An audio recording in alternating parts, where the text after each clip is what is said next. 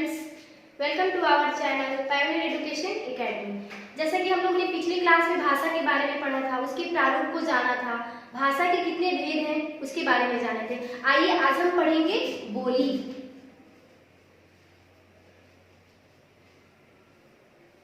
बोली तो भाषा के मौखिक रूप को बोली कहते हैं। इसका एक सीमित क्षेत्र होता है और उस क्षेत्र में रहने वाले लोग ही इसे बोल और समझ सकते हैं।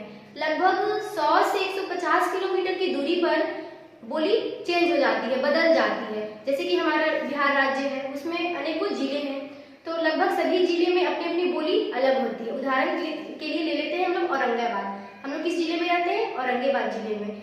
तो यहाँ की बोली कुछ और है। यहाँ से थोड़े हम दूसरे जिले में जाए, उदाहरण के लिए गया जिला, तो वहाँ की अपनी बोली अलग होती है।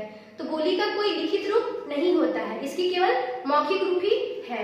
जैसे कि हमारे राज्य बहुत से बोलियां प्रचलित हैं, जैसे अवधी हो गई, मैथिली हो गई, हरियाणवी हो गई, तो अपने अपने राज्य की अपनी अपनी बोलियां हैं। अब हम आगे पढ़ेंगे लिपि। जानेंगे कि लिपि है क्या। तो जब भी हम मुंह से बोलते हैं तो अनेक प्रकार की ध्वनियां निकलती हैं। उन ध्वनि चिन्हों को लिखने के लिए जिस निश्चित चिन्ह का प्रयोग करते हैं उसे हम वर्ण कहते हैं। वर्ण कहने का मतलब है कि इसमें आएंगे अ, आ, क, ख, ग आदि, यानी कि इसमें स्वर वर्ण और व्यंजन वर्ण दोनों आते हैं। तो इन ध्वनि चिन्हों को लिखने की विधि को ही हम लिपि कहते हैं। लिपि का अपना मौखिक रूप नहीं होता है। हमारे देश में बहुत सी भाषाएं बोली जाती हैं। सभी भाषाएं की अपनी अपनी लिपि अलग होती है। जैसे कि हमारी भाषा है हिंदी। हिंदी हमारी भाषा है, इसे देवनागरी लिपि में लिखी गई है। इसकी जो लिपि होगी क्या होगी? देवनागरी। उसी प्रकार संस्कृत भाषा है। संस्कृत भाषा हम ले लें, इसकी भी लिपि क्या है? देवनागरी है। उसी प्रकार अंग्रेजी अंग्रेजी की जो लिपि है वो है रोमन। उसी प्रकार उर्दू भाषा है, उसकी लिपि फारसी होती है। तो मतलब मेरे कहने का मतलब है कि सभी भाषा की अपनी अपनी लिपि अलग होती है और लिपि का कोई मौखिक रूप नहीं होता, यह बस लिखित रूप में ही आते हैं। हम हिंदी हमारी राज्य भाषा है, इसे हम सरकारी भाषा भी कह सकते हैं। तो 14 सितंबर सन 1949 को भारतीय संविधान में हिंदी को, देवनागरी लिपि द्वारा लिखी गई हिंदी को राज्य भाषा के रूप में घोषित किया गया था। तब से हम प्रत्येक वर्ष 14 सितंबर को हिंदी दिवस के रूप में मनाते हैं। हिंदी हमारी मातृभाषा है। अब हम आगे पढ़ेंगे व्याकरण। जानेंगे कि व्याकरण है क्या।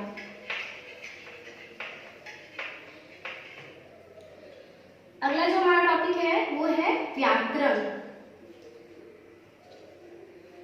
तो किसी भी भाषा की शुद्धता व एकरूपता को बनाए रखने के लिए व्याकरण का योगदान अत्यंत महत्वपूर्ण होता है। व्याकरण का ज्ञान प्राप्त कर हम भाषा को शुद्ध करना सीख सकते हैं। अर्थात जब तक हमें व्याकरण का ज्ञान नहीं होगा तब तक हम भाषा को शुद्ध से शुद्ध नहीं कर सकते हैं। इसकी हमें लोग को जानकारी नहीं होगी। जैसे कि आप जानेंगे कि व्याकरण बना कैसे है। V प्लस अ प्लस करण, ये मिलकर बनता है हमारा क्या बनता है? व्याकरण, जिसका अर्थ होता है ये V प्लस अ प्लस करण, ये मिलकर बनता है व्याकरण, जिसका अर्थ होता है विश्लेषण करना। विश्लेषण करना। तो आइए हम जानेंगे कि व्याकरण कहते किसे। वह शास्त्र जो हमें वर्णों, शब्द और वाक्य का जानकारी प्रदान करता है, अर्थात वह शास्त्र जिससे हम शुद्ध लिखना, बोलना, पढ़ना आदि जान जाते हैं, उसे हम कहते हैं व्याकरण। अब देखेंगे कि व्याकरण को भी 3 भागों में बांटा गया है। व्याकरण के 3 भाग होते हैं। कौन कौन? पहला है वर्ण विचार,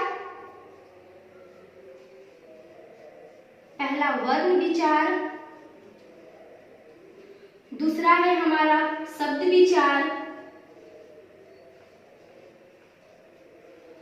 तीसरा है वाक्य विचार।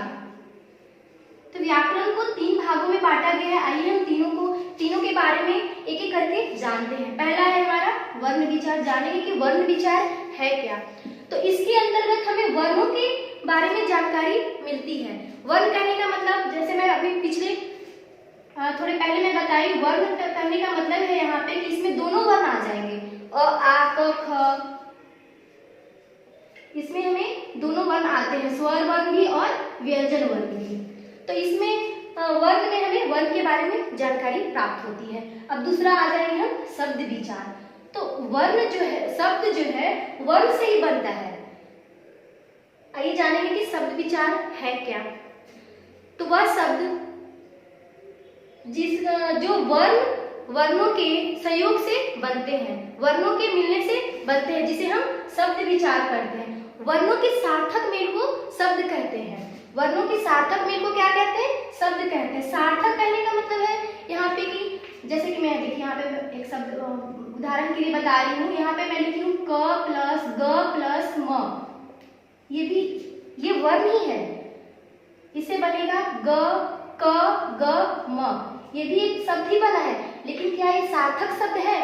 सार्थक करने का मतलब कि जिसका सही अर्थ निकले। तो क्या ग क ग म इसका कोई अर्थ निकल रहा है? नहीं। तो ये शब्द हमारा गलत है। जैसे दूसरा एग्जाम्पल आप लोग यहाँ पे ले लेते हैं, क प्लस ल प्लस म। इसे मिलकर क्या कौन से शब्द बनेंगे? कलम। कलम। तो ये वर्णों के मेल से बने हैं शब्द बने हैं कलम। इसका अर्थ निकलता है कलम। कलम का अर्थ सबको पता है कि कलम है क्या। तो हम लोग वर्ण विचार जान गए, शब्द विचार जान गए। अगला है वाक्य विचार। वाक्य विचार है क्या? तो आइए जानते हैं। क्रमबद्ध तरीके से लिखे गए शब्दों के सार्थक मेल को वाक्य कहते हैं। यहाँ पे ध्यान देंगे, क्रमबद्ध तरीके से लिखे गए सार्थक शब्द के मेल को वाक्य कहते हैं। उदाहरण से आइए समझेंगे। जैसे कि मैं यहाँ पे लिखी हूं, मैं जा रही हूं पटना। तो ये भी एक शब्द से ही वाक्य बना है, लेकिन क्या ये क्रमबद्ध तरीके से लिखे गए हैं? इसका सही अर्थ निकल रहा है? नहीं। तो ये हमारा वाक्य जो है गलत है। दूसरे एग्जाम्पल से इसका सही अर्थ क्या, वाक्य क्या होगा? मैं पटना जा रही हूं। तो ये शब्द, दोनों शब्द है, लेकिन दोनों में अंतर क्या है कि ये क्रमबद्ध तरीके से लिखे गए हैं। शब्द के सार्थक मेल से क्या बने हैं? वाक्य बने हैं, और ये क्रमबद्ध तरीके से लिखे गए हैं। तो ये जो हमारा वाक्य हुआ वो सही हुआ। तो यहाँ पे जानेंगे कि पहले वर्ण बनता है, वर्ण से हमारा शब्द बनता है, और शब्द से हमें वाक्य मिलता है। तो आज की क्लास के लिए इतना ही। So thank you. अब मिलेंगे अगले क्लास में नए चैप्टर के साथ।